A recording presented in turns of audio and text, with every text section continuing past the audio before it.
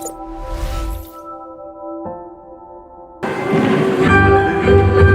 selamat datang di Supercinta kepada Bapak Gubernur Jawa Barat, Ketua Umum Supercinta, Asisten Deputi Pengawas Utama Gender Bidang Ekonomi Kementerian PPK.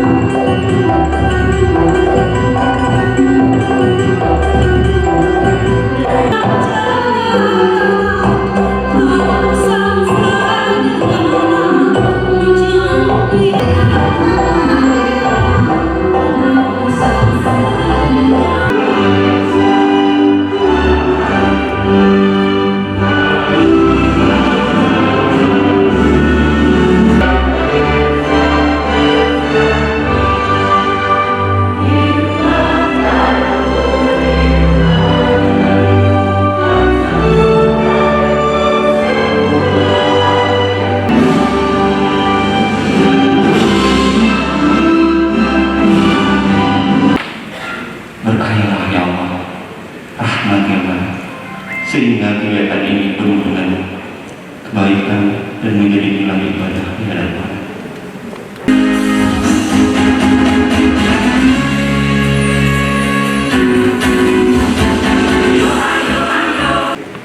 Terima kasih Bapak. Yang saya hormati dan saya cinta juga Ibu Staf Ahli Gubernur Bidang Masyarakat dan SDM, Chairperson of Duran-Duran, Miss Myong San Lee. Terima kasih yang hadir secara virtual.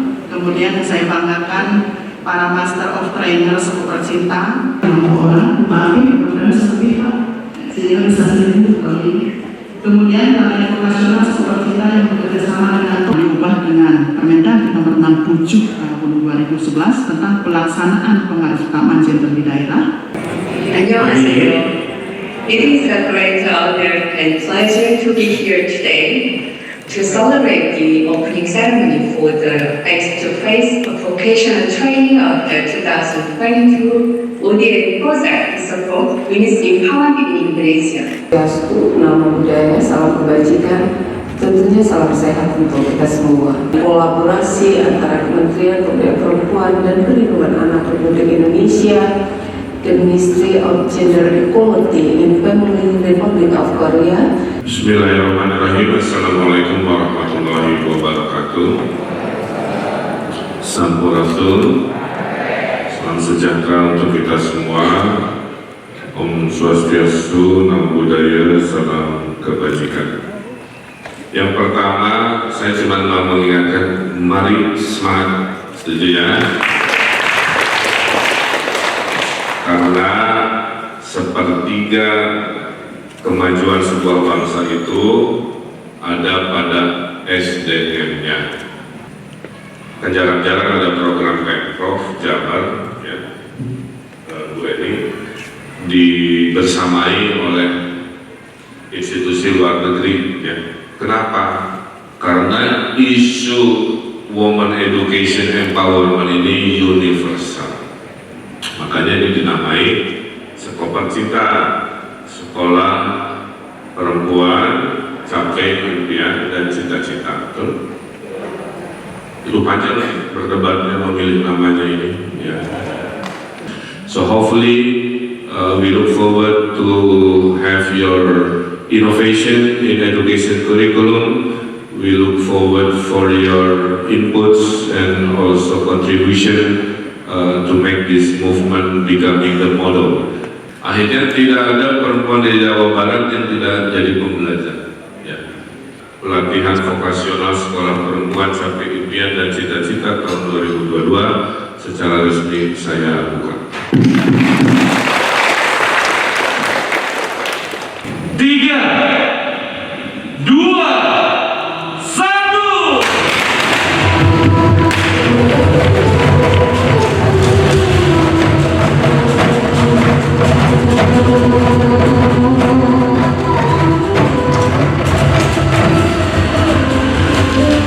luar biasa Bapak Ibu sekalian.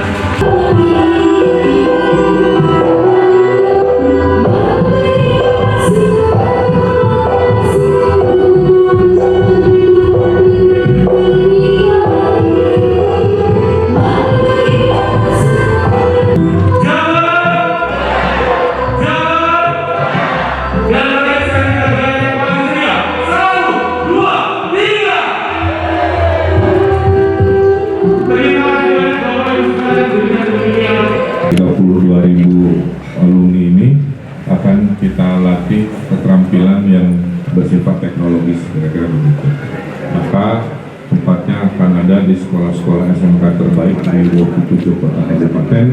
Nanti hasil karya dan produknya dijual di Tokopedia sebagai mitra ekspor kita. Dan apa yang terjadi nanti akan terlihat bahwa di Jawa Barat ya, orang-orang cerdas pintar itu tidak selalu pendidikannya formal, tapi pendidikannya informal, apalagi ibu-ibu ya, yang bisa nanti menambah penghasilan keluarga, menghargai keluarga. Dan kalau seluruh ibu-ibu ini sudah bahagia, saya yakin nanti suaminya, anak-anaknya ikut. Jadi ini adalah investasi SDM yang luar biasa terhadap kemajuan Jawa Barat. Nah, hari ini dimulai program itu, jadi mudah-mudahan ya, perempuan Jawa Barat tidak ada yang tidak tersentuh oleh yang namanya pendidikan, baik formal maupun informalnya. Informalnya masuklah ke sekolah Center. Saya kira itu. Terima kasih. Sekolah juga bakal dijadikan sebagai mata pelajaran. Nggak ada hubungan ini mah kan ibu-ibunya ya. Kalau anak-anak kan sesuai kurikulum formal, ini mah ibu-ibu punya dua pilihan, sekolahnya di balai RW-nya, tapi agak terbatas ya pengetahuannya, atau dikirim belajar pada saat SMK-nya lagi nggak dipakai kan, nanti dilatih oleh guru-gurunya dengan ilmu-ilmu teknik. Hari ini kita bersyukur karena semakin luas lagi apa yang kita lakukan kaitannya dengan bagaimana perempuan Jawa Barat diberikan pengetahuan dan juga keterampilan. Jadi kalau dulu kita memberikan lebih banyak pada pengetahuannya dari sisi kognisinya dulu gitu ya. Jadi bagaimana perempuan itu harus tahu terkait dengan apa keadilan gender di masyarakat misalkan. Bagaimana cara mereka mampu untuk merawat diri ya. Bagaimana kemudian mereka menjadi ibu yang baik, istri yang baik dan lain sebagainya seperti itu. Nah, selanjutnya kita ini fokus di 2 tahun ini, sekarang ada tahun ketiga, adalah fokus pada bagaimana vokasi lebih kepada kemandirian perempuan tersebut gitu ya, secara ekonomi. Nah, alhamdulillah tahun lalu sekitar 100, sebelumnya juga 120. Nah, saat ini ada 135 bersama dengan Mogef, tapi kita bekerjasama dengan lebih luas lagi. Jadi insya Allah ada 1000 perempuan yang di tahun ini juga akan mendapatkan pendidikan kemandirian perempuan ya dari sisi ekonomi. Jadi dari total 34 ribuan perempuan yang saat ini sudah diwisuda gitu, beberapa alumninya itu akan masuk ke dalam tahapan selanjutnya, yaitu tahap keterampilan khusus atau kita sebut vokasi. Ya, jadi 1000 insya Allah mudah-mudahan betul-betul kita bisa berikan bantuan kepada mereka dalam bentuk pengetahuan dan keterampilan supaya mereka betul-betul mandiri nanti. Apa ini salah satu cara untuk menekan inflasi di Jawa Barat yang terkait dampak PPN? Apakah ini menjadi salah satu metode ataupun cara? Betul sekali. Jadi bagaimanapun juga kunci kita adalah pemberdayaan. Pemberdayaan itu sebetulnya tidak hanya untuk kaum perempuan, namun karena kaum perempuan dianggap selama ini sebagai kaum yang termarginalkan, mereka hanya dapur sumur kasur, tidak mampu untuk memberikan kontribusi bagi pembangunan, maka kita bersama-sama saat ini supaya semua kita angkat gitu ya. Nah, perempuan-perempuan alhamdulillah saya melihat mereka begitu senang sekali ketika mereka berhasil gitu menjadi salah seorang wisudawan atau wisudawati maksud saya. Nah, ini akan merupakan satu langkah yang saya kira cukup baik. Ini akan menunjukkan perempuan-perempuan itu diberikan bekal supaya mereka tidak berhenti untuk belajar. Nah, belajar tidak hanya untuk kaitannya tadi ya, bagaimana supaya mereka bisa terbuka wawasannya begitu, tapi juga pada akhirnya mereka bisa membantu kehidupan keluarganya, kesejahteraan keluarga. Sejauh ini Bu, apa sih yang menjadi kendala besar sendiri dari program Sekolah Cinta? Kita ini banyak sekali ya, terutama kaitannya dengan tradisi, institusi dan lain sebagainya yang belum pro gender. Ini artinya bahwa banyak tadi ya bahwa di masyarakat, termasuk juga sebetulnya sampai ke dunia legislatif, bahwa kemudian kita 30% itu tidak pernah sejauh ini yang saya pantau berhasil mencapai 30% jumlah kuota perempuan, sehingga apapun yang dihasilkan dalam produk apapun termasuk juga regulasi begitu ya, itu nampaknya masih tidak pro gender. Oleh karena perempuan memang harus diberikan kepercayaan diri yang mumpuni begitu ya, sehingga mereka mampu untuk menjadi bagian daripada solusi bangsa ini. Karena tadi ya sebetulnya kan kita ada quotes-nya kan, kalau kita mendidik satu orang laki-laki maka akan ada satu orang laki-laki yang terdidik, tapi kalau kita mendidik satu orang perempuan maka satu generasi akan terdidik, karena dari rahimnya akan lahir anak-anak yang mungkin akan menjadi calon pemimpin masa depan, seperti itu.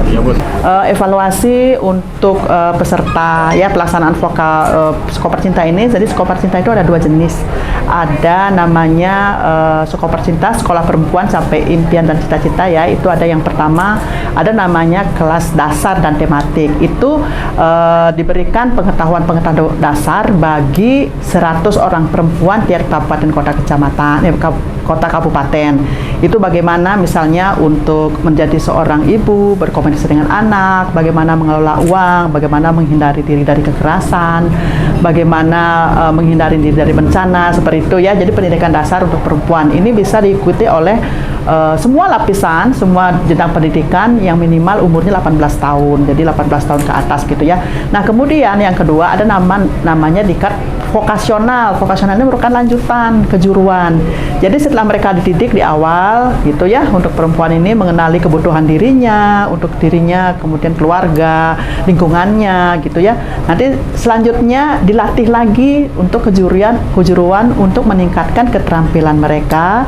Ini tujuannya untuk menguatkan ekonomi keluarga. Nah, salah satunya vokasional itu ada 5, kecantikan, kemudian ada menjahit, kemudian ada e-commerce, ada memasak, dan juga IT. Dari tahun ke tahun ini jumlahnya alhamdulillah meningkat ya. Kalau untuk vokasional ini sendiri, yang pertama memang dimulai tahun 2020 itu berasal dari dana hibah terusan dari Ministry of Gender Equality Family-nya Korea Selatan melalui Kementerian PPPA. Itu pertama tahun 2020 berjumlah 45 orang dengan hanya 2 jenis pelatihan. Kemudian di 2021 berkembang, pertama pesertanya menjadi 110 orang. Itu diambil dari alumni Skoper Cinta tadi ya, yang saya katakan tadi, dari tahun 2020 sampai tahun 2020 ya, yang 2021 berjumlah 110 orang. Dan saat ini sudah tahun ketiga untuk pelaksanaan vokasional. Kita berkolaborasi dengan 5 mitra sekaligus yang dengan MOGEP masih berjalan. Itu pesertanya meningkat dari tahun kemarin 110 menjadi 135. Kemudian kita kerjasama juga dengan SMK, dengan Dinas Pendidikan melalui SMK dengan pesertanya itu adalah alumni Skoper Cinta yang kelas dasar tadi yang berada di sekitar SMK tadi. Jadi jumlahnya 20 orang tiap kabupaten kota, sehingga ditargetkan 20 kali 27 jadi 540 orang ditargetkan untuk peserta. Kemudian kita kerjasama juga dengan Unicom melalui program matching fund-nya Kedaireka Kemenristek Dikti. Itu juga akan mensupport dengan 100 orang peserta. Kemudian dari lembaga forum penyedia latihan dan kursus, itu juga targetnya 50 orang. Dan terakhir dari Tokopedia, mereka juga akan berikan pelatihan e-commerce gitu sebanyak 100 orang. Jadi dari tahun ke tahun alhamdulillah ini meningkat, dan tahun ini cukup signifikan peningkatannya. Untuk mengakses Skoper Cinta ini gimana? Untuk mengakses Skoper Cinta ini, kita punya data alumni ya. Pertama, kita punya aplikasi untuk mengetahui itu jumlah-jumlah alumni. Nah, selama ini kita memang bekerja sama dengan Dinas Pengampu Urusan Pemberdayaan Perempuan dan Perlindungan Anak Kabupaten Kota. Nah, setiap tahun secara reguler itu untuk Skoper Cinta peserta yang kelas dasar dan tematik yang 100 orang itu berada di lokasi P2WKSS. P2WKSS itu peningkatan peran wanita menuju keluarga sehat sejahtera, yang merupakan program kami yang kami evaluasi tiap tahun. Nah, di sana setiap desa yang dijadikan lokus di satu kabupaten kota itu ada 100 orang peserta, dan kita masih meminta pesertanya dari kabupaten kota lokusnya. Nah, kemudian untuk vokasional juga demikian. Untuk vokasional lanjutan ini bergantian kabupaten kota. Jadi tahun kemarin 11 kabupaten kota dan sekarang 16 kabupaten kota. Untuk 5 jenis pelatihan ini juga kita bekerjasama dengan Dinas Pemberdayaan Perempuan dan Perlindungan Anak Kabupaten Kota untuk memilih peserta-peserta mereka, peserta-peserta yang dari alumni Skoper Cinta tahun 2020 sampai 2021 untuk diikut sertakan menjadi diklat vokasional.